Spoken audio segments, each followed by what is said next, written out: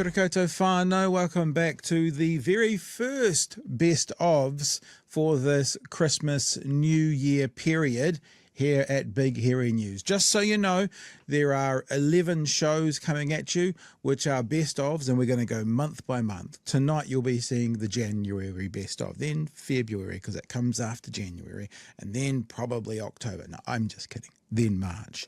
And to be really honest with you, the shows over the next couple of weeks are going to be the best shows of the year. Not just because we've pulled out the gold from each month, but because there was so much gold, we had to leave some behind in the mine. So this is the best of the gold, not just the best of the year. And for example, tonight we're going to be checking out Chloe Swarbrick and Brooke van Velden talking the ACT treaty referendum. We're going to be having Marilyn Garson from Alternative Jewish Voices on New Zealand sending troops to support fighting the Huthi pirates. These are all stories from January of this year. We have got Professor Boyd Swinburn on Casey Costello seeking to cheapen the cost of cigarettes. And finally, maybe the big one for tonight, because we are still literally talking about it with some of our merch range called Buffer, is it all started with an interview with Professor Margaret Mutu, where she was talking about tiriti and the government relationship with Māori. That's coming up in tonight's show as well. Thank you so much for being a part of what we've done this year. I really hope you enjoy this content that we're putting out over the next couple of weeks. It's really worth checking out, and you'll be able to find it on all of our regular platforms: YouTube, Facebook, the Apple Podcast Network, the Spotify Podcast Network. So we're still here giving you content to take you through this holiday period as well. Let's kick it off, shall we? How about we start with Chloe Swarbrick and Brooke van Velden talking about ACT's treaty referendum, the Treaty Principles Bill. This morning's breakfast show also talked about the Hui, and it talked about the referendum as well. So let's have a bit of a squiz at that, shall we? It's going to start with what the treaty means in a modern New Zealand. Let's have a look at that. But what ACT is saying is that we need to have a discussion, an honest, open, adult discussion about what the treaty means in modern New Zealand. Yeah, they're already claiming some unity. concerns with that, though, the Ministry of Justice. So how concerned are you that they've even put together this proposal saying that this is their advice, and they're not very happy with it? Oh, look, I'm not concerned by that at all. What we're asking for in ACT is for there to be a public consultation, which is what this bill proposes, that we bring forward ideas about what the treaty principles actually mean, written down in law, and then we have an open nationwide conversation, which is not what's happened over the last few years. People have felt like Again, remember, this is trying to set in place rule of law about the treaty by mob rule, by referendum, by, you know, and I don't mean to pick on Nelson, it's not about that, but, you know, by my racist Uncle Bob who lives in Nelson, he's going to put into this. Willie Jackson's actually been saying it perfectly for the last 12 months. You know, all the academics that have come before, all the experts, the courts, everyone have put it in a certain way, but you know what? David Seymour knows better. David Seymour knows better than all of those people that have come before, that all of New Zealand need to see this in a different way. Country's really divided. What having this bill go through a select committee process will do is allow for all New Zealanders to be able to have their say and talk openly about how we can be a united country. Do we want to be a country that says, based on your ancestry or what you may look like, you end up with different rights under the law? Or do we want to be a united country? Or do we want to be the son or daughter of a farmer where you have different rights under the law, like getting into med school? You see, it's why when they base it in race and nothing else, it's racism. When they put it, when you want, so hang on, you want special rights because of your disability. That, you know, I think we should all be the same under the law. What, you want special rights because of your age? No, I think, you know, I just think that we should all be all the same under the law. When they base it only in race, it's racist. Country where everybody has the same rights, no matter what their background is. Because I talk to a lot of people in the public who don't feel like we are a united country, and I think that's what we deserve. Okay. Yeah. And why aren't we a united country? Possibly because of the kind of bullshit you're putting out there. So Queen Chloe then came in and had a chat about the advice, some advice on being... I can't read what I've written. Let's see what Chloe had to say. I mean, this was free and frank advice from Ministry of Justice officials, making it abundantly clear that the government hasn't undertaken any consultation with the most directly impacted communities here, those being iwi Māori. We also have seen some massive mobilisation, 10,000 at the Hui over the weekend, as called by the Māori King, demonstrating that there is a real want, actually, for this constitutional conversation, as the ACT Party is saying that they want to see happen, just not in the incredibly reductive and prescriptive way that this Treaty Principles Bill is moving forward with.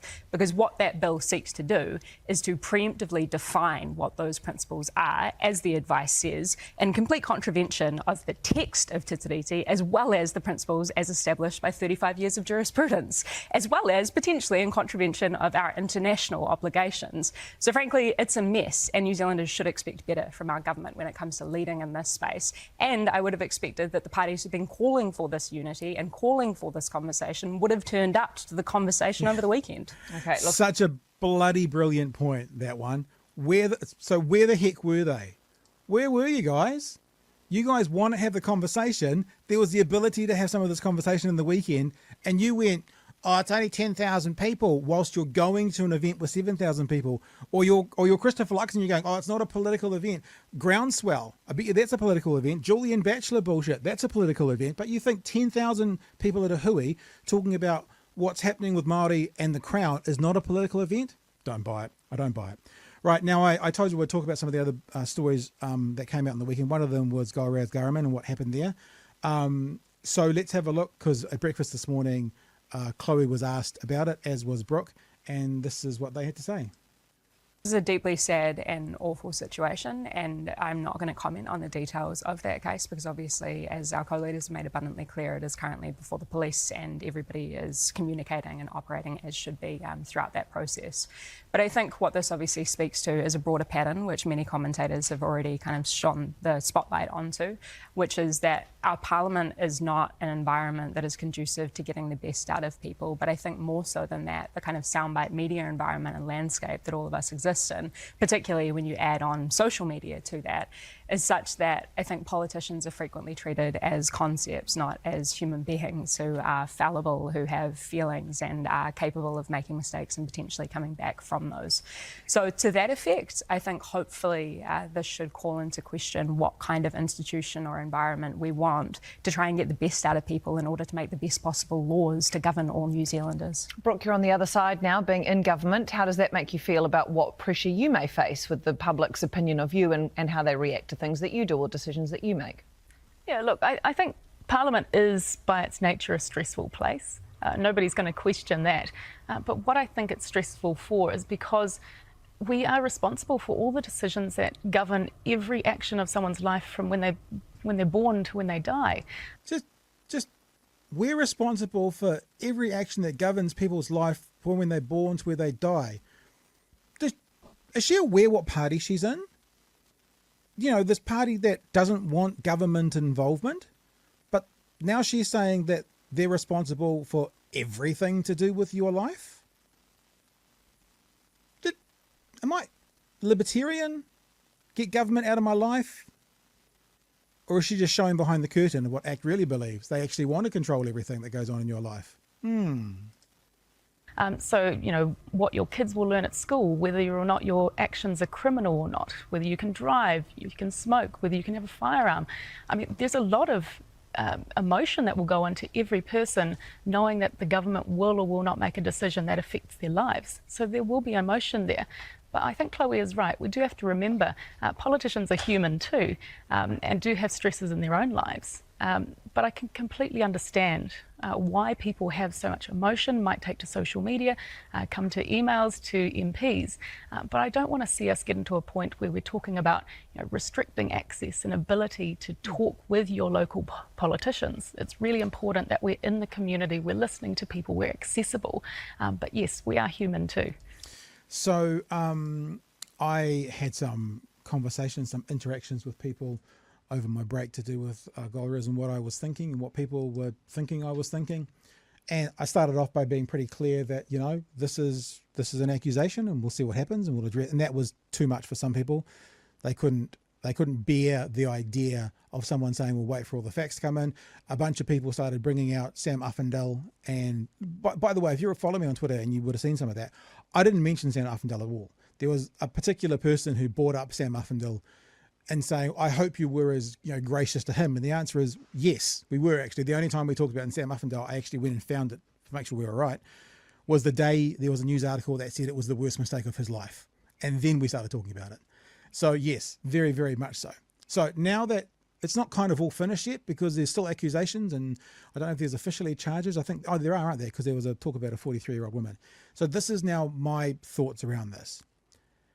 If she is found guilty of shoplifting, she should get the same penalty that everybody else does. If we're all the same under the law, she should get the same that everybody else does. And can I tell you that if she gets the same that everybody else does, she's already paid a far, far, far higher price than anybody else will. Because I went to community law and had a bit of a look at, first-time offenders with shoplifting. And this is what it says. If it's your first offence, the police will often simply give you a formal warning without charging you. They call these pre-charge warnings. For a first offence, right, you will often get a warning. For a second offence, you'll probably be charged, but you may then qualify for the police diversion scheme. This is where the police agree to drop the charges against you if you admit responsibility and satisfy some conditions. To get diversion, you will have to admit the offence, but you'll be kept out of the court system and won't get a criminal record. If you can't get diversion and you are convicted in court, this first shoplifting conviction is likely to be dealt with a fine or community-based like community work. Alternatively, the judge may order you to come up for sentence if called upon during a set time, usually 6 months to 9 months. Now, I know there's a difference here with the, I'm still saying alleged because we don't know exactly what's happened, but the alleged value of what the accusations of the shoplifting is. But most people in their first shoplifting get a slap on the wrist. So if she gets a slap on the wrist, then you watch the right Twitter sphere lose its fucking mind and saying, oh, privilege, oh, this, but that's normally the first situation. Normally, it's a formal warning. Second is normally some kind of diversion, or if conviction, some kind of fine or community service. And yet, look, I'm agreeing, Kira, alleged, because there's nothing being convicted yet, but there have been charges later, I believe that's correct. So in other words, what I'm saying is if she is found guilty of it, I would expect that she would get the same penalty that anyone else whose name wasn't known got in the same circumstances. That's what I would expect. And from the looks of the law, it may well be a warning, or it may be diversion, or it may be conviction with a fine or a community service, like, community work type punishment. That would be the expectations. Now, I know that if you steal over $1,000, it can technically be up to 7 years in prison. And that I would be really surprised if anyone, as a first offence with an exemplary record, would actually get that, obviously. So that's my position now. People wanted to know. My position is, if she is found guilty of committing this crime or crimes, plural, then she should get exactly what anyone else who has done what she has done would get, no matter her being a politician or not. Because if she gets exactly what they've all got, maybe it is just a warning. She's also lost a lot more when it comes to her work. If that happened to a petrol station employee, I'm not saying nicking from his petrol station, but like out there, and very good chance he doesn't lose work, doesn't lose income. He gets a warning and he goes on with his or her own way. So that would be my expectation. My expectation is that she should get, if found guilty, exactly what anyone else would get. And I still say to you that she's already suffered a penalty far worse than most people would ever get anyway. Kia ora again, team. Thanks for sticking with us. Hope you're enjoying the best of 2024 as we take a bit of a break through this 2024-2025 Christmas New Year period. Very, very important people to us from our audience are our patrons. Our patrons help pay the bills, especially through this Christmas period where we're not doing as much merch and we're not getting super chats and stuff. It's the people who are our patrons who get behind us and who help us pay for all the stuff that you're doing and watching right now, all the technology we're using, all the internet we're using, the power for what we're doing. It's all based on what the patrons do. If you are interested in being a part of what we do, patreon.com/Big Hairy News, patreon.com/Big Hairy News is how you do it, as we aim to continue bringing you this independent news network right the way through 2025 and beyond. Thanks for your support, and however you do it, even if it's just watching and sharing, it's really important to us. And let's get back to the best ofs.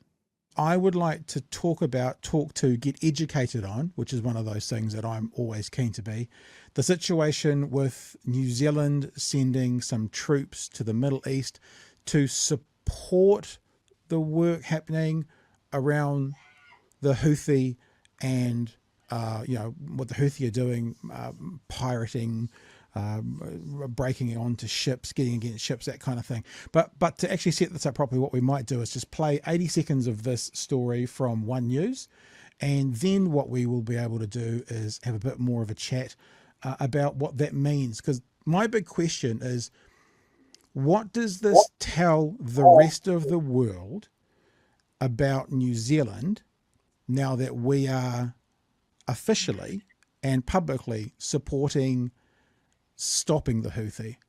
For me, it's not so much a question of should we or shouldn't we. It's about what this says to the world and where this puts us as a country in the world in the whole Israel-Gaza conflict. So that's going to be my question to you when we come back. But first of all, let's just have a look at the 80 seconds of the story just to have a bit of a setup for what we're talking about. It's attacks like these by Huthi rebels in the Red Sea that have disrupted global shipping and have led to the United States and the UK launching strikes on Yemen in retaliation. Now New Zealand's joining in. Today we are announcing that we are sending 6 NZDF personnel to support any future military action against Huthi targets in Yemen and the Red Sea. Our personnel will support coalition forces in carrying out precision attacks on identified military targets. Will the intelligence that we're contributing towards the strikes against the Houthis, could those strikes take place in Yemen, or would it just be at sea? Wherever they're needed to be, that's really clear. We're sending our Defence Force personnel following a request. We were asked by our American partners whether we would consider sending some support there. The Houthi attacks are in response to the ongoing war in Gaza. Already there has been a 1% increase in the price of oil. Why do the Houthis want to increase the price of oil? Because it will put pressure on the United States, the Biden administration, to move towards a ceasefire, which so far they have resisted. He believes New Zealand's position on the strikes in Yemen is odd. We are supporting the United States and the UK, which have been blocking a ceasefire, which we've been actually diplomatically demanding. So that's just the 80 seconds I wanted to play, just to give us kind of a snapshot of what's going on. Words from that presser like sending our troops to support, not necessarily sending our troops to fight. I'm not sure what that wording means. Only 6 people going, so it does feel very symbolic more than anything else. But the question is, Marilyn, what is it symbolic of? The ball is yours. I think the first thing that it symbolizes is our choice to throw our weight behind the same old suspects on the wrong side of history. Let me give you a parallel that I think is instructive. In 1979, when the Khmer Rouge fell in Cambodia after their genocidal rule, New Zealand chose to recognize the Khmer Rouge as the rightful representatives of the Cambodian people in the United Nations for a further 12 years, and we agreed to embargo aid to the starving survivors. And leaders of both Labour and National parties at different times said it was more important for us to display our loyalty to our allies than to get money to people in a famine. So this action symbolizes that we are making a similar choice. We'll do what our allies tell us, and we'll place the value of that higher than the value of human life. Yeah. I saw a tweet today from a fairly well-known Palestinian based in New Zealand now who says this: "We need to be clear here. This shipping route is a cover for the real reason, which is to let Israel finish the job in Gaza undisturbed.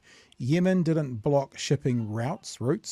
It's trying to partially blockade Israel. Ending Israel's assault on Gaza solves these issues." Does that ring true to you? Is that how you're seeing the situation? Absolutely. Israel is offering Israel depoliticized time. That is, we are choosing to throw our weight behind a strategy that will not end the attack on Gaza. And we are also declining to look at cause. We are depoliticizing this. We've done that in Palestine for decades. We acquiesce to Israel's desire to create a humanitarian problem that will cover up the political problem. And we send aid, which is very much needed, but we send it shorn of any contextual understanding that would solve the real problem. It seems to me we're doing something very similar here. The Houthis are saying the cause is Israel's attack on Gaza. We are choosing to disregard that. Christopher Luxon said explicitly that he rejects any linkage between the Houthis and Gaza. So he's depoliticizing the action, and he's buying Israel time to carry on. But this is, be it covert or, what's the opposite of covert? Obvious. Overt, yeah. A support of Israel's position as opposed to a neutral position or a support of Palestinian people. Yes, I think it is. It is adopting Israel's perspective. It is obscuring or hiding the Palestinian perspective. It is lining up with power, in Israel's case, a regional power that likes to call itself European, but it's not in Europe. It is absolutely adopting the way that Israel would frame this, and we're putting military power behind it. Sorry, I don't mean to smirk, but when you think about New Zealand military power behind it, yeah, it's not a lot, but it's symbolic anyway. I hear you. In my time as a traveler, which was the 80s and 90s, I had the chance to sit at the edge of American-made bomb craters in Cambodia, Vietnam, Laos, Afghanistan, then Gaza. And never, not once, did anyone say to me, once they started bombing our cities, that's when we decided they were right and we began to love them.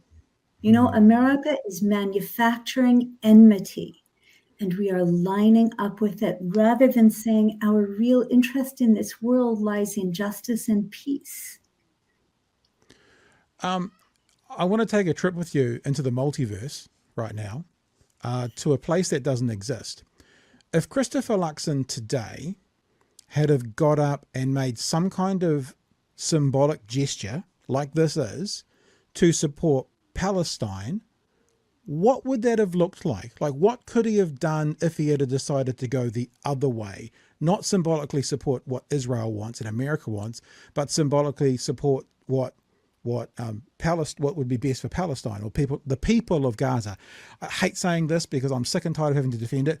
Not Hamas, not talking about what's best for Hamas, talking about the innocent people, innocent Palestinians who have been killed. I tweeted something during the holiday break about 100,000 people in Gaza now are either dead, displaced or missing or something like that. It was huge numbers.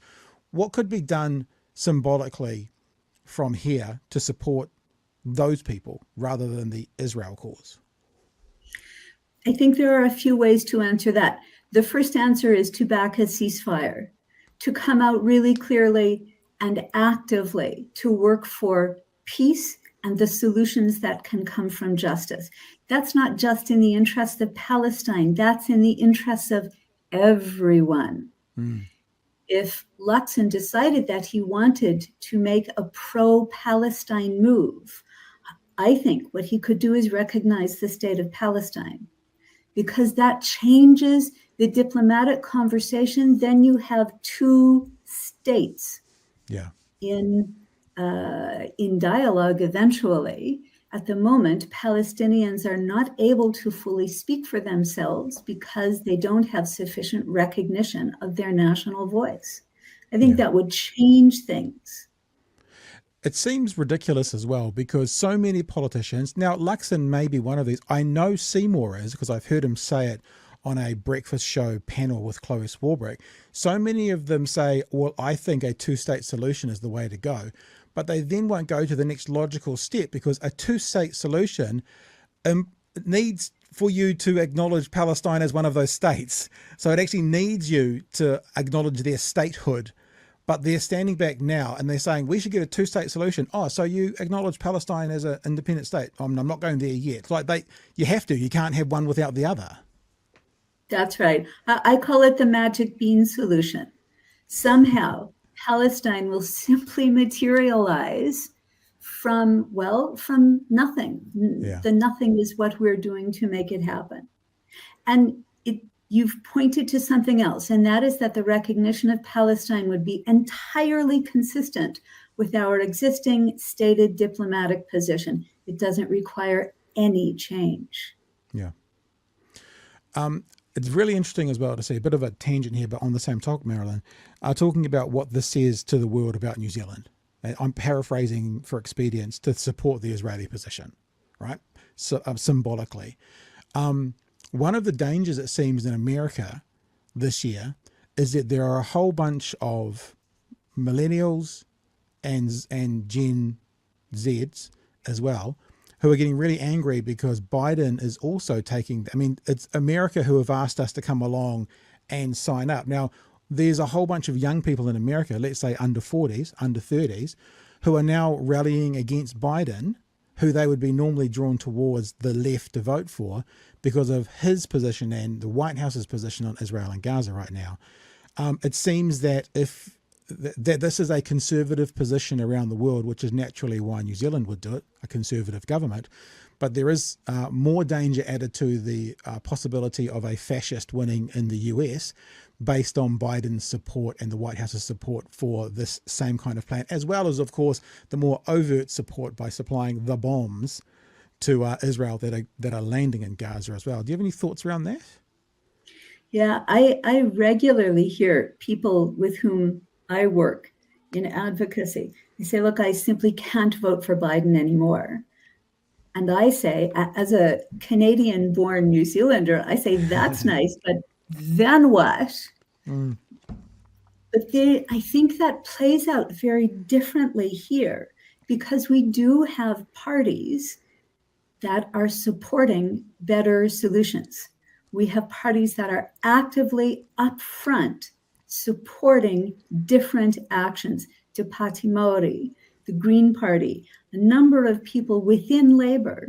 So here, I think it was so evident in the last election that there was almost no conversation about international relations, and there's a perception that international relations does not relate to votes. Yeah. I think if we elevate this kind of concern that people are feeling about the state of the world, the injustice unfolding in front of our eyes, I think it could make an impact in a positive way in our next election. What do you think happens next? I'm not talking about the Israel-Gaza situation. I'm really interested to still just dig into a bit more, or at least expand a bit more on what this symbolic gesture means for New Zealand as we're seen by the rest of the world. So now the rest of the world will look at us who are keeping an eye on the situation going, okay, well, they're on Israel's side. That's how they'll see it. What's next? What comes after this? Yeah, how much harder is it to jump off having jumped on, right? Biden has said out loud, the bombing is not working, so we'll do more of it.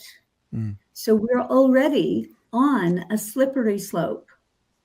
How much harder is it to jump off if we're so concerned about disloyalty to our larger allies? So what happens next? I think we find ourselves in an increasingly tight squeeze Netanyahu has acknowledged what we already knew, that there will be no two-state solution. Even if his government falls, Israel is so divided, it's hard to know what comes next.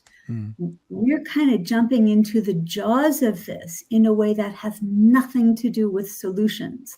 I think that's how we get seen. Oh, we're just one of them. Speaking of international relations as well, we just saw Professor Rob Patman in the clip that we just saw. He's going to be with us in 24 hours from now to talk about the New Hampshire caucus, the GOP primary that's happening in New Hampshire tomorrow afternoon. This time tomorrow night, New Zealand time, we may have a confirmed Republican nominee. Should Donald Trump win that race tomorrow night, he may well then, everyone may well drop out. And so a little tease for people tomorrow night, Robert Patman talking about that. But then again, looking at Donald Trump being the GOP frontrunner, thinking about him being in the White House because, you know, Biden's losing a whole bunch of this progressive vote base based on what's happening in Israel. And as you say, what happens next, I think of it as like a double-sided coin. What happens next is as valid as we need to burn this down to start again. Like both of them have validity, because if what happens next means I have to keep voting this way, then it never changes. If you let it burn itself down, then you get Trump in, followed by Trump Jr., followed by DeSantis. I don't know, but you know what I mean? It's like, I've always said very clearly that there's that equal and opposite. Like they both have the same kind of validity, and it's a difficult choice to make, but it's a choice people are going to have to make. Suck the lemon, or, you know, throw the lemon in the bin and see what fruit comes up next. Fruit's probably the right word, actually. And Trump has already drawn parallels between Israel attacking Hamas and America's need to deal with immigration on its southern border. I mean, it's unimaginable that this wingnut could have another 4 years. My sisters are all in Canada, and I've said to them on election night last time, build a wall. Just build the wall along the border before they all start coming north. That's my answer. There was a comedian who did that, about a big long 7-minute setup about building a wall for safety, and then the end punchline was he lived in Canada, and that's what he was talking about doing. Hey, just before we leave, Marilyn, thanks so much for joining us tonight. The last time we talked to you, I think you were telling us about, it was quite an emotional thing to think about and quite harrowing, about checking your phone every day to see if your friends in Gaza were still alive. Are your friends, have we got people in safety? Are you still in contact with them? What's the situation between you and Gaza and the people of Gaza at the moment? I'll give you one example. Recently, a friend I had not heard from for some time, I put out a message about how alarmed I was. And I got a call from his brother-in-law, and I think it was around 4 a.m, to say that he was alive, but he's in Rafah, so he has no communications. Right. And because I had put the message on Facebook, a number of people contacted me to confirm that he is alive. And in the course of confirming that my one friend is alive, I also heard about 18 new deaths in the families of these other friends. It is an absolute calamity unfolding. And if our national attention turns to shipping, we must not risk taking our eyes off Gaza. We need to bring about change. Rallies this weekend, you've got to come and call for this. Yeah, no, and I think that's very true. And I take responsibility for this on some level, for this show on lots of level, that we, the media, took our eye off Ukraine. Ukraine was the biggest story in the world for several months. And then it was yesterday's news, but it's still happening. One of the things I'm determined to do is not take our eyes off Israel and Gaza. So this is a conscious decision to keep talking about this, because, you know, the world doesn't need another genocide. So we're not going to take our eyes off it. That's what we're going to make sure we do. May not be every night, people, but we're certainly not going to take our eyes off it, which is one of the reasons we've had you on tonight. So really appreciate you coming on. If people want to find out more about you and what you do, along with your colleagues, the Alternative Jewish Voices is ajv.org.nz. And it's always good to speak to you, Marilyn. And don't be a stranger. Anytime you want to come and have a chat, we're here. Love to hear from you, and appreciate you being with us tonight. And lots of aroha goes out to you and the people you know in Gaza. It's a horrible story to hear, but I do thank you for sharing it with us. Thank you. I look forward to helping hold you to that vow. Excellent. And please do, 100%. It'll be something we keep on doing. I'm already speaking to, I said this last night, I'm speaking to a reporter who has been at The Hague watching the South African trial. I'm trying to connect with a comedian who is based out of Egypt, who is very, very firm on this conversation as well. So I'm actively pushing and trying to find interesting people and good content to keep this conversation at the forefront of our minds. Great. Thank you. See you again soon. Yep. Appreciate your time, Marilyn. Have a good night. Appreciate it. You too. Bye-bye. Hey, g'day again, team. Hope you're enjoying the best of in this Christmas New Year break period, the best of BHN 2024. Just wanted to remind you as well that the merch shop is open during this time period. One of the ways we support ourselves and pay a few bills is obviously through the merch that we sell. We are sending out merch all the way through this Christmas period. So if you want to head to bhnshop.nz, you can see that there are some Chewie Fufu shirts here, Chewie blowing his fufu, some Nikki No Boats product there, both t-shirts and hoodies, buffer gear there as well, t-shirts and hoodies, and also the pattern Chewie BHNs. The other thing that's become quite popular in this last wee while is the sticker range we've got as well, which mirrors the merch on the t-shirt range that we've got. Again, we will be sending out merch during this Christmas New Year period. So if you order it, it will be on a courier or on the post or whatever you call it, certainly within a few days, and we'll get it off to you. You'll also find a few specials on that for limited stock. The stock, especially in the hoodies, is limited. It's actually limited in everything, but more so limited in the hoodies. So if you head to bhnshop.nz quickly to make sure you secure what you want from the merch that we have currently going. Thanks for supporting us through 2024. Let's get back to some more of the best ofs. As you know, we've been talking a lot about Māori issues over the start of all of last week and this week coming up to Waitangi Day. We had Debbie Ngāraupaka on last week. We talked about the kingitangi hui. We are talking about ratana, and we are going to be talking and continue to talk about what's upcoming with Waitangi. A lot to do with the relationship or non-so that this government is building or not building with Māori. And so we thought we'd get on. We love being the dumbest people in the room. So we love getting smart people on that have a lot to say and know far more than us for us to learn from. So we want to welcome to the show from Auckland University, Professor Margaret Mutu. Margaret, thanks so much for joining us tonight. Kia ora. Kia ora. Nice to be with you guys. We always kind of start our conversations, and thank you so much for joining us, by just kind of throwing you the ball. You know what, I mean, you were at a hui all day today. I saw some tweets going around about the kind of things you were talking about today at the hui. To kind of just throw you the ball and go, is there anything that you want to start us off with, understanding that we're looking at Māoridom in general, and particularly what this current government is doing, treating, feels like a bit of a toxic relationship, and what's going on with this government and Māori at the moment, and how Māori are being treated, and how I guess the taonga that Māori hold is being disrespected by this government. So you're welcome to kind of start the conversation. Do you got anything you want to just kind of to nutshell for us about what you're seeing at the moment?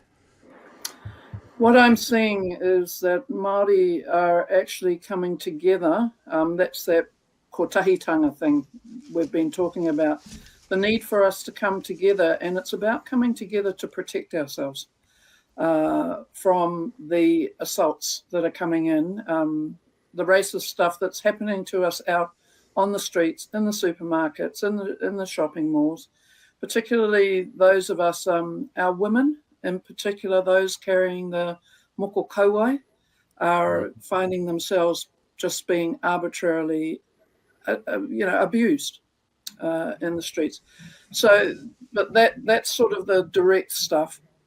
There is a need for us to protect ourselves, so we are coming together. So in some ways, I can see a positive side of this, where we've been sort of jabbed at so badly that we're just coming together and going, right, yeah, now we've got to get our act together. Yeah. And we've got to sort this.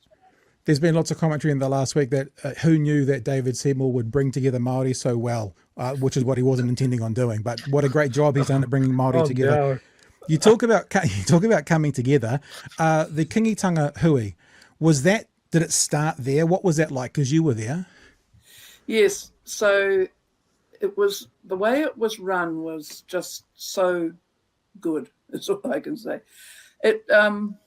What it did was it laid the ground rules before we got there, and it said, please come in peace, please come to find solutions, and let's try and work together. And then they put up a couple of speakers, because in a hui, as you know, you get the people who do the formal whai kōrero at the beginning.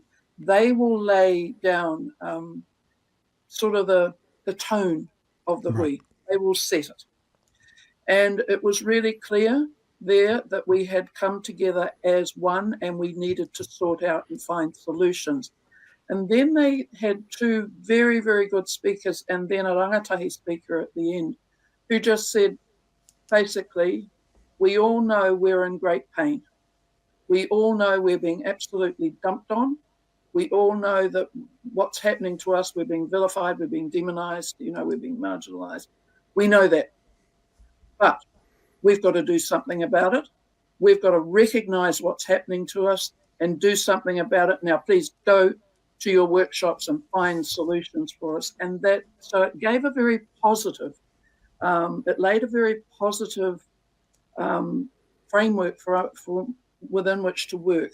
And then I managed to get to a couple of the workshops. I had others going around to the other workshops, all very positive, acknowledging that we were being really badly dumped on, but that we had the power amongst us to change that. And from where I'm coming from, that is about constitutional transformation. Right. It's about Māori taking back control of our lives, stopping interference coming in from those who really don't know what it is to be Māori and to live in your whānau, in your hapu, fight for your lands, fight for your well-being, and fight for your existence. But we do. And because we do know that, then, hey, we know what works and what doesn't work for us, and we just want to be given the freedom to, hey, make our own mistakes, for heaven's sake, instead of having everybody else make our mistakes and then get us to wear them. Yeah. I'm wondering if you can, bear with a couple of thickos here for a second and go... Nobody's thick. We've been educated by lots of people. Moana Tufari's been on, Deb Narawa-Paka's been on, talking about this. And could you take a half step backwards? Because we're being told by a certain sector of society, i.e. probably those in power right now, in government right now, what the treaty is all about and what it should be looked like in the city, in the country. Could you just give us a bit of a, whether it's the elevator pitch or not, as to what the treaty was when it was signed and how we're trying to be, and I'll use the word conned, as to what the treaty is today and the disparity potentially between the two? Sure. Okay. And I have to say, it's not just you guys who don't know this. There's a whole lot of Māori as well as Pākehā who don't know this stuff. Okay, so when you're talking about the treaty, you have to take a step back 5 years to 1835, where you had a declaration issued. It's called He Hakaputanga. You'll hear, especially those of us in the north, we always talk about this because we are the guardians of it, especially from around Waitangi. And that was a declaration that was issued because of the way that people at Kororareka, that's Russell, were just running amok. And it was the advice of the British resident to issue effectively a constitutional document that said this is where power lays, this is how you make the decisions. And what that document said was that the ultimate power and authority in this country lay with the rangatira of the hapu. And they would never, ever devolve power because they were the sole ones who had lawmaking powers. And we made laws under our own legal system. That's tikanga. So we would never devolve that power. acknowledged that the British were there, did say that we needed a bit of help, but that was the constitutional basis of this country. Move on 5 years, that lot at Kororareka still weren't listening, still weren't doing what they're supposed to do. And so the rangatira by that stage are pretty fed up, and they're going, come on, you English people, please keep control of your people. We don't want to have responsibility for them anymore. Please take it. And so the Queen of England agreed that she would take responsibility for her Pākehā, what we call Pākehā, but the British immigrants who are coming in here, the ones who are here already and those yet to come, she would make sure that they stop their lawlessness. And that's quite clear in Te Tiriti. So that is what Te Tiriti did. It confirmed he hakaputanga, so it confirmed where power and authority lay in the country, so that didn't change. What did change was responsibility for lawless Pākehās, and that would go to the Queen of England. And she was given that, and it was called, the missionaries called it kāwanatanga. Now, for 20 odd years, I've been struggling to get an accurate translation of kāwanatanga. It often gets translated as governance because it's taken from the word kāwana. And kāwana is a transliteration of governor. But governance is not what the rangatira gave to the Queen of England. What they gave her was the right to keep control of her Pākehā citizens. That's right. What she was given.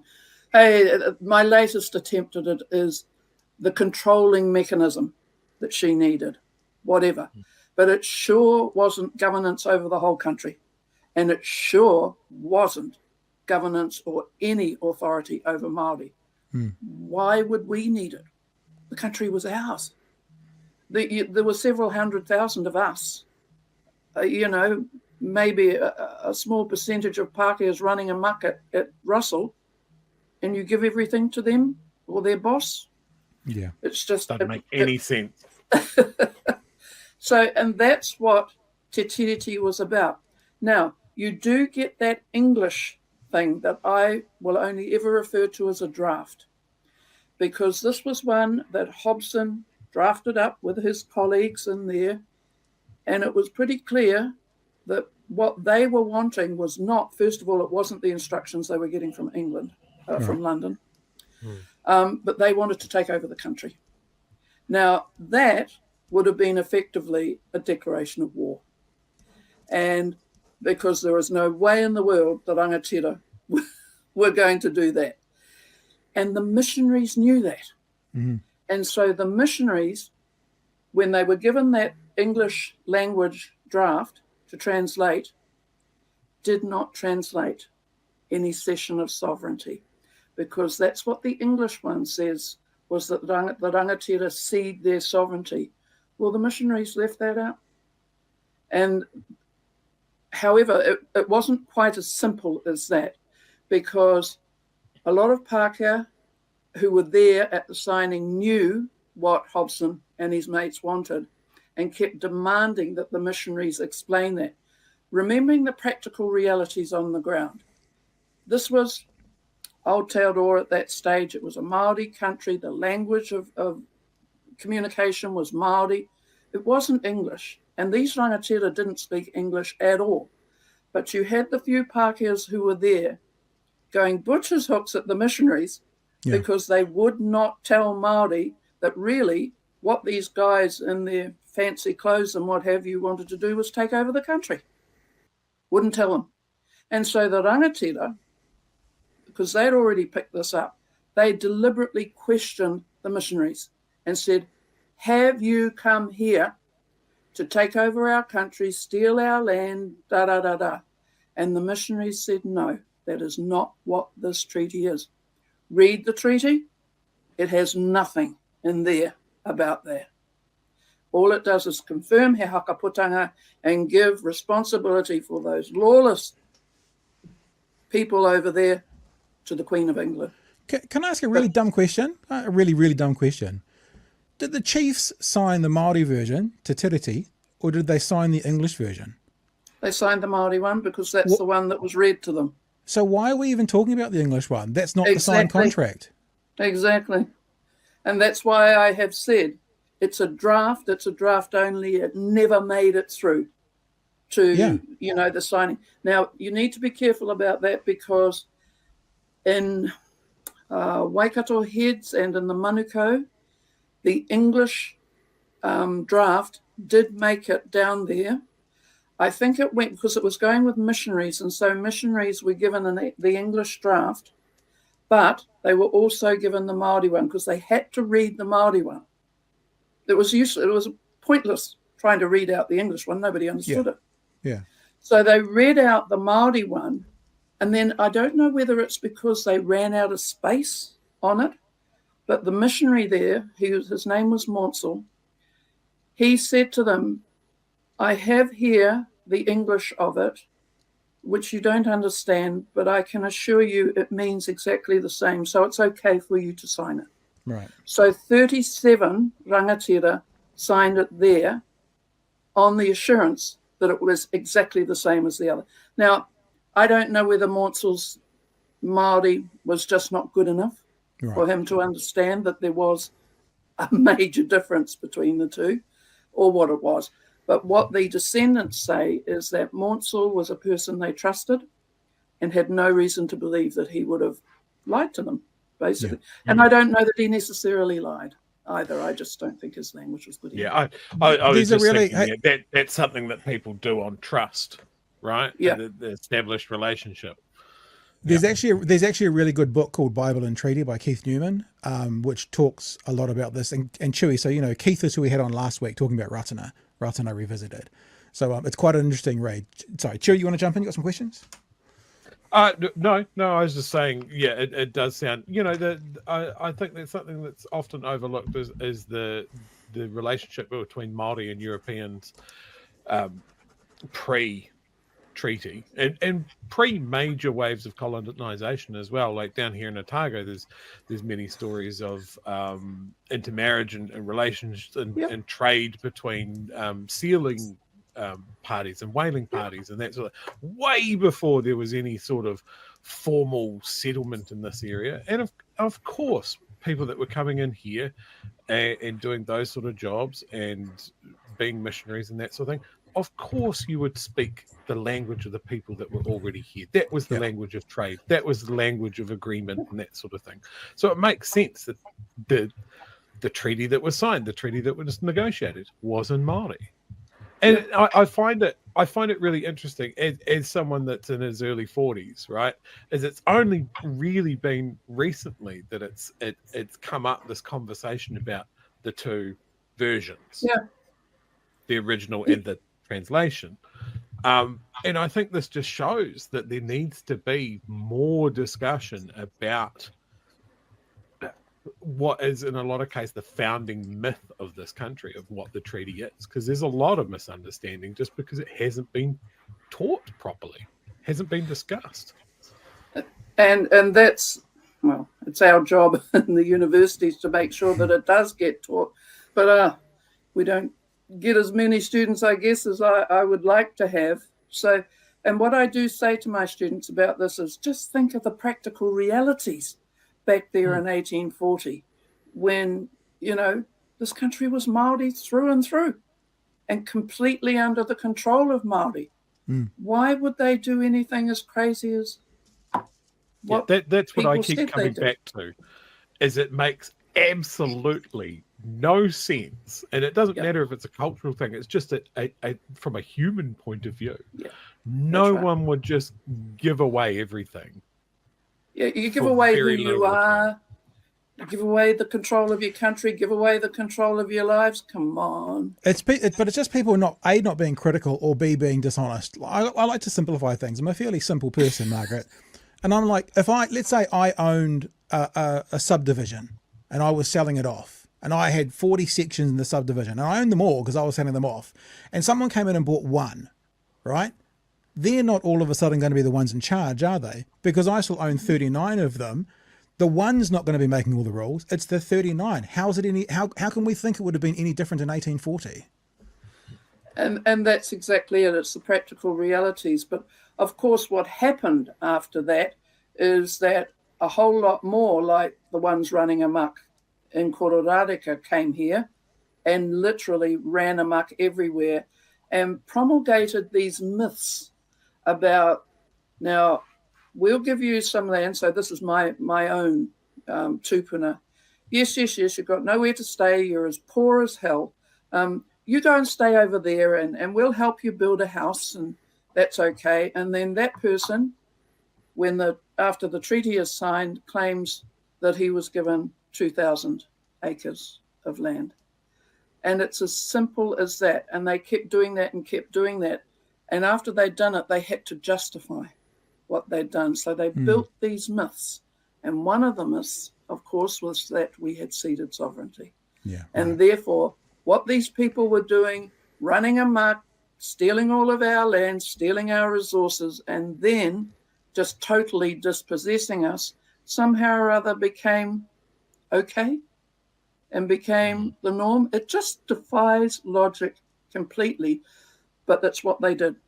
And it's a bit like David Seymour now, if I keep saying these things and keep saying these things, then maybe they'll come true. Sorry, David Seymour, it don't work like that.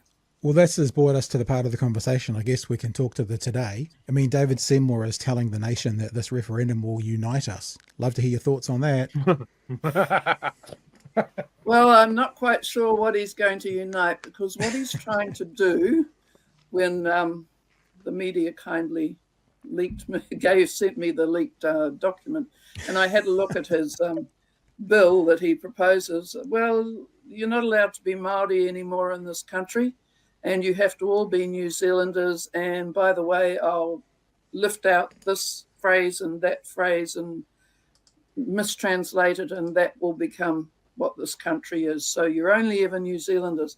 Now, if he thinks that that's not being insulting and divisive, I don't know what he thinks it is. So what he's doing at the moment is he is trying to divide New Zealand by saying there are no Māori in this country, and therefore you Māori just be quiet because you're only New Zealanders. If that isn't poking a bear, I don't know what is poking a bear. I'll just show people, we have talked about this, but just to revisit it, one of the big parts that you're talking about is that the New Zealand government will honour all New Zealanders in the chieftainship of their land and property rights. So he's making the relationship between the Crown and all New Zealanders as opposed to between the Crown and iwi. And that brings me to another question. We heard today that Mr. Luxon and Mr. Seymour are in kind of different places on this. Mr. Luxon in the media scrum was asked about how he thought the relationship via the treaty was, and this is what he said. Different views expressed within the government, personal views on whether you see the treaty as a partnership or not. Can I ask for your personal view? Yeah, look, my personal view is that it's a relationship between Crown and iwi. It's akin to a partnership, and as we've been working through over a number of decades and years, we'll continue to work through that. So you feel comfortable using that? You disagree with David Seymour? Well, personally, that's how I think about it. Yeah. So you do disagree with the way that David Seymour is? As I said, I see it as a relationship between Crown and iwi, and I see it akin to a partnership, which is what many have seen over the last decade. And that obviously continues on for another 3 or 4 minutes, where him saying exactly the same line over and over again. But he does state very clearly the Crown and iwi, whereas David Seymour is saying the Crown and New Zealanders. So I don't know what's going to happen and whether it will go beyond the first reading, but if Luxon was to stick to what he thought, then he can't support it. What do you think about the disparity between the two?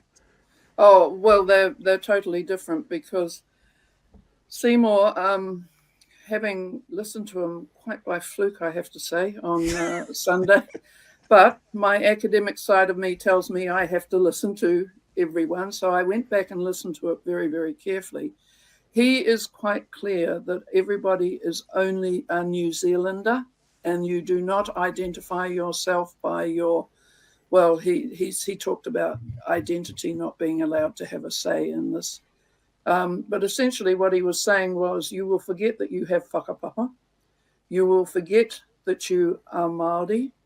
and that there is no such thing as a partnership between Māori and the Crown or rangatira and the Crown. He's really, really clear about that cannot happen.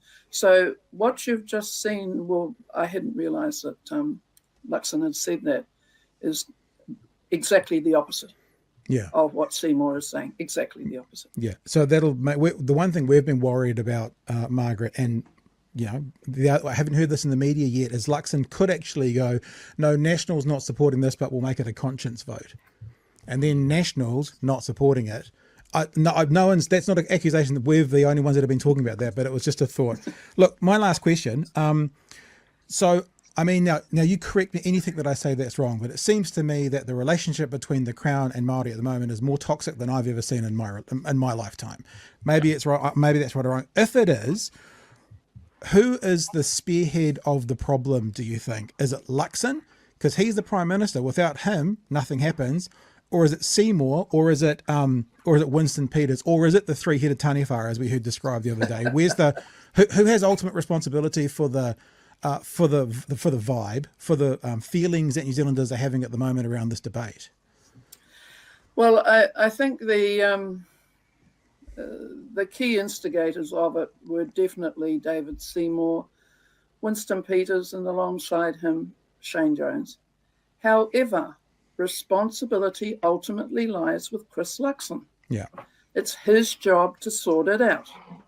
And that is definitely the approach that National Iwi Chairs Forum will take, because we do try to work very closely with governments. I have to say that the National Party part of this three-headed whatever is still open to coming and talking to us. You know, after the results of the election and all the nastiness that was being tossed at Māori, I would have thought they wouldn't have come and talked to us, but they did. And they have been far more open, but that's just the National Party side. I have to say there has been no approach from the other two to talk to us. Maybe we'll see them. We've got National Iwi Chairs Forum this week at Waitangi. Maybe we'll see some of them on Friday. I'm not sure. It's been fantastic for you to come on tonight. Thank you so much. Chewie, if you've got anything else you want to add in, you can. But just before you go, Margaret, I want to put up a super chat that was had from JC because it's lovely. JC says, can we send Margaret door to door for cups of tea in Epsom, talk some sense into the muckrakers? I'm assuming it's for thank you for the super chat, JC. We appreciate that. So, yeah, I'm done. Chewie, do you have anything you want to wrap on, Chewie? I just have one question. There's a lot of talk with people that watch our show and that sort of thing about what the best, what in your opinion, what's the most effective way the Pākehā can support Māori in this fight so that they don't feel like they're doing it all by themselves? Good question. Oh, thank you very much for that question. Great question. Because it's one of the things, my Ngāti Kahu, so I'm the chair of Ngāti Kahu way up in the far north. And I've asked them what instructions that I could take to Tūranga Waiwai, and one of them was that we ask our Tauiwi allies, which includes our Pākehā allies, if they could please come and help us by being a buffer between us and the Crown, and challenge the government, challenge the Crown, because if you can see what's happening to us, for heaven's sake, instead of us having to say it, because they don't listen to us, instead of us having to say it, would you please say it? Margaret, I think you've just written the what do they call it? Like the dream board for this show and what we're trying to do. So is that what it's called? The vision board, the whatever it's called anyway. It's been such a pleasure. Thank you so much for joining us this evening, Margaret. Thank you for joining us live as well. People are able to watch and participate. People in the chat, you're going bananas in a good way. We're sorry we didn't get to all your chats, but we'll talk to you guys once Margaret's gone. So thank you so much. And we hope we can have you back on again sometime. This has been amazing. We've all learnt. And I just want to say thank you from us for you coming on. Kia ora, and lovely to talk to you guys. Thanks, Margaret. Let us welcome to the show Professor Boyd Swinburn. I believe you're one of the people who started the Health Coalition Aotearoa group, Boyd, is that correct? That's correct, and I'm co-chair. Co-chair, very good, and thank you for giving us some time this evening. Fascinating story, and we're recording this in the evening, but me and Chewie have just watched the story from One News, so we're kind of up to date with what One News reported tonight, which, if I can synopsise again very quickly, it seems that the Associate Health Minister has questioned what would be the ramifications or effect of freezing the tax being paid on cigarettes. So she's doing a bit of a question and inquiry as to what would happen if we did this, and that document's been leaked, and that's what we're responding to. Is that a fair synopsis? That's a fair synopsis, yep. Okay. But this is on top of a few other things that she's done, which we can cover, but yeah. So let's look at it. Let's ask this question first of all. What is Health Coalition Aotearoa, and kind of what skin have you got in this game to be talking about this conversation? So we're an alliance of 45 or 50 health organisations that want to improve health and health equity in New Zealand through a reduction in consumption of unhealthy products, especially tobacco, alcohol, and unhealthy food. So it's the medical groups, health groups, consumer groups, community groups wanting to get better health and health equity in New Zealand. Oh, excellent. Okay, so I guess to go right to the nub of it, let's just say that these investigations by Casey Costello led to a government wanting to freeze the tax on cigarettes. What would not increasing tax on cigarettes do? Like, what would be the outcome from that, in your opinion? Well, it would make cigarettes progressively relatively cheaper because they're not going up with inflation. Right. And we know, if we know one thing for certain, is that people respond to prices. And if the prices go up, then people consume less. If they go down, they consume more. And that's pretty well established for tobacco. And so we would expect that tobacco consumption would not keep going down at the same rate that it is. You know, New Zealand has been tracking down for some time, which is great. And we want to accelerate that. And the current laws in place will accelerate that. But this will help to flatten those out, if you like. And it's just anti-health. It's it's anti-health. We've had this government cancel Smoke Free 2025.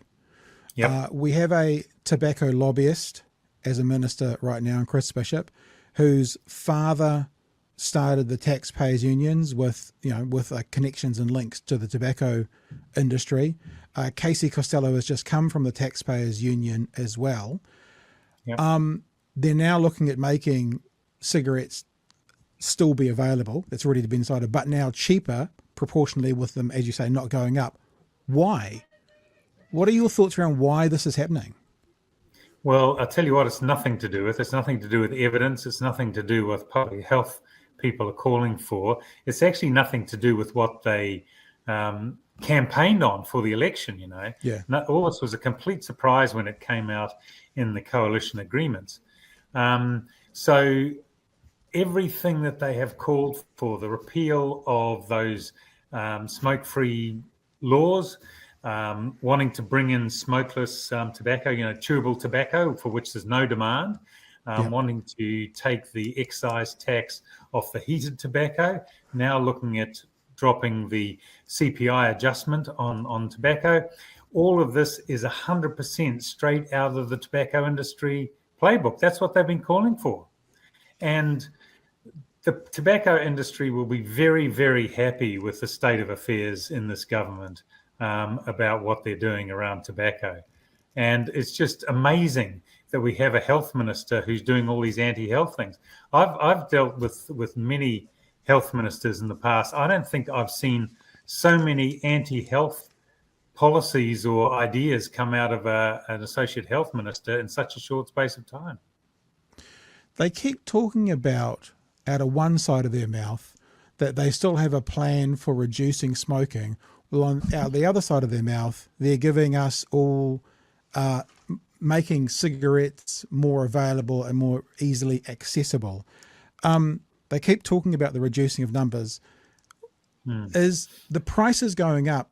Does the research show that's a good way to slow down smoking? In other words, if they don't increase the prices by the tax, is that a reduction of people wanting to pick it up? I'm saying that badly. You know what I'm saying? It's like, does the increasing of price, does that lead to fewer people smoking? That's what I'm asking.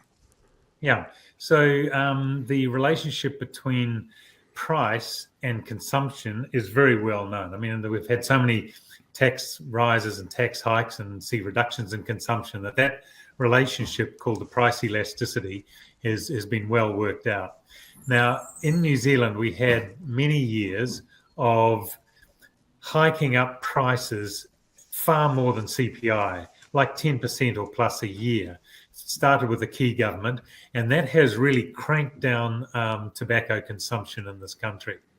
Now, it does get to a point where that starts to run out of oomph. In other words, it becomes progressively less powerful as you get up to the level of taxation that we have at the moment, where a packet of cigarettes costs, $45.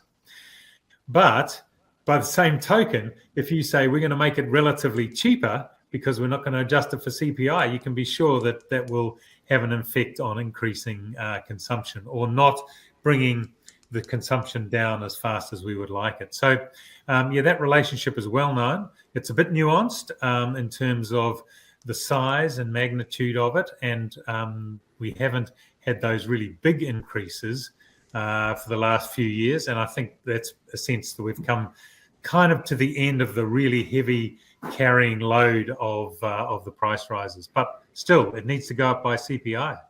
I think I'm evidence of this on some level, that when I was a teenager in my younger days working at a petrol station part-time while going to university, you could buy packets of 10 cigarettes. I remember them, yes. Paul Malls, you could buy 10 packs. And they got outlawed, of course, because they made them more accessible and more easy. If I was a teenager today looking at $40 or whatever it is for a packet of cigarettes, you're right, the price would be a deterrent for actually having to get them. I just want to ask you one more quick question. Could you mention that they are using tobacco lobby talking points? So for real clarity, let's be gracious and say that the government is not doing the will or the whim or the calling of the tobacco industry. Are you saying that what they are looking to put in place would do nothing but leave the tobacco companies happy, even if they're not aware of what they're doing?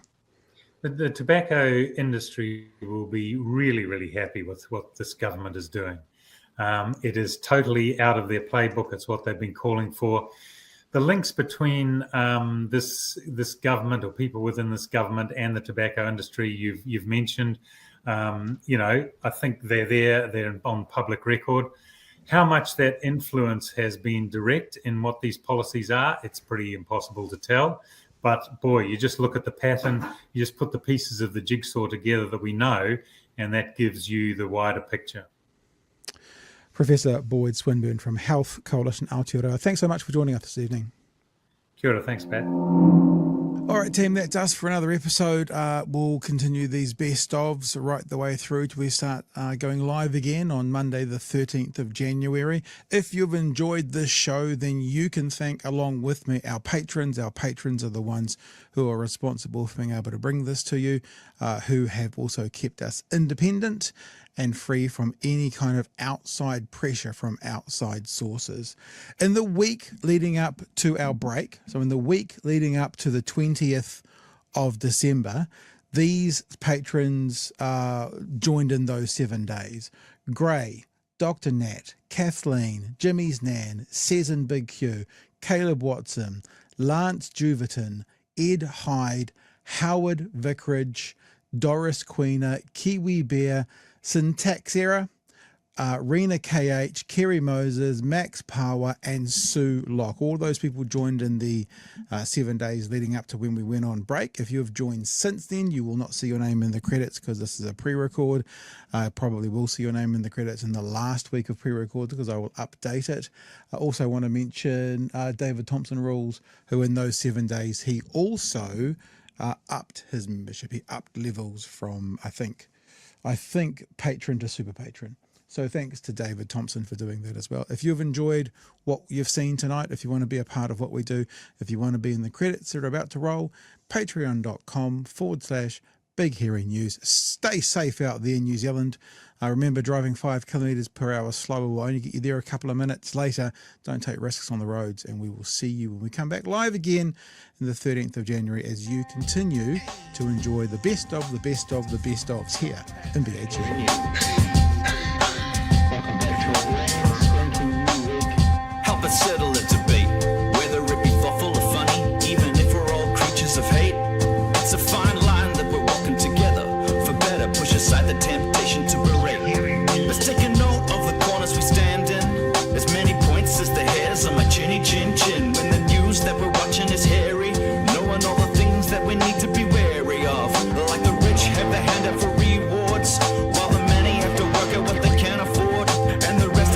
tiriti.